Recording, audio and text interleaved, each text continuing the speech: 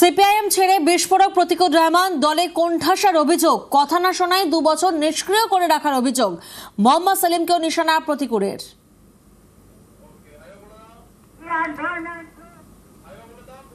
CPIM ছেড়ে বিস্ফোরক প্রতিকুর রহমান, মোহাম্মদ সেলিমকেও নিশানা প্রতিকুরের।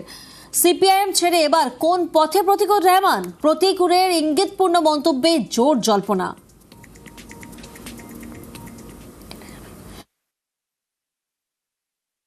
খুঁজছে সিপিআইএম। দলের সঙ্গে তো আমার কোনো বিরোধ নেই। দলের মধ্যে কিছু নির্দিষ্ট ব্যক্তি যাদের কঠোর করে রেখেছে এবং যেখানে কোনো প্রশ্ন করা যাবে না, সেই প্রশ্ন না করার কারণে আমাকে কর্নার করে দেওয়া হলো। যে মিটিংয়ে, রাজ্য কমিটির মিটিংয়ে কি বলতে হবে সেটা আমি বলিনি বলে আমাকে ডেমোনা লোকসভা কেন্দ্রে ঢুকতে দেওয়া হবে না নির্বাচনের পর থেকে। আমি টানা 2 বছর বসে আছি, আমার নির্দিষ্ট কোনো দায়িত্ব নেই, কোনো ফর্ড নেই। আমি আমার লড়াইটা দলের মধ্যে লড়তে চেয়েছিলাম যে ভাই আমার এই সমস্যা হয়েছে।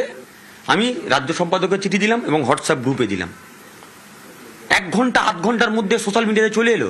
আমি তো মোহাম্মদ সেলিমকে চিঠি দিয়েছি, তাহলে মোহাম্মদ সেলিম কেন আমার সঙ্গে বসছেন না? ভয় পাচ্ছেন কেন? এ তো হোয়াটসঅ্যাপের গ্রুপের খবর, বিমানদার সঙ্গে খবর যেভাবে বের হয়ে গেল, এ তো সর্ষের মধ্যে ভূত না ভূতের মধ্যে সর্ষে বোঝা যাচ্ছে না। আমার তো এখন মনে হচ্ছে ওনার সময় হুমায়ুনের সঙ্গে মিটিং করার জন্য ওনার সময় হতে পারে, হুমায়ুনের সঙ্গে বসবার জন্য ওনার সময় হতে পারে, প্রতিকূল রহমানের বসবার জন্য ওনার সময় হতে পারেন না। আমি প্রথম ভেবেছিলাম রাজনৈতিক সন্ন্যাস নেব, কিন্তু গত 2-1 দিন ধরে যেভাবে দেখলাম যে আমি তো মৌচাকে ঢিল মেরেছি, তো ফলে মৌমাছি কামড়াবে।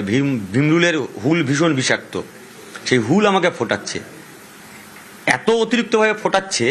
আমার এখনো মনে হচ্ছে যে ভাই আমাকে যখন যদি মৌমাছি কামড় দেয় তো আমার ডাক্তারের কাছে নিয়ে যাওয়ার জন্য 2টো লোক লাগবে, স্ট্রেচার লাগবে, অ্যাম্বুলেন্স লাগবে, হসপিটাল লাগবে। তো আমি যদি একা হয়ে যাই আমাকে কে নিয়ে যাবে? তখন তো আমি এমনি মৌচাকে কামড় খেয়ে গেলে মরে যাব। তো ফলে মনে হচ্ছে সার্ভাইভ করবার জন্য রাজনৈতিক প্ল্যাটফর্ম প্রয়োজন আমার।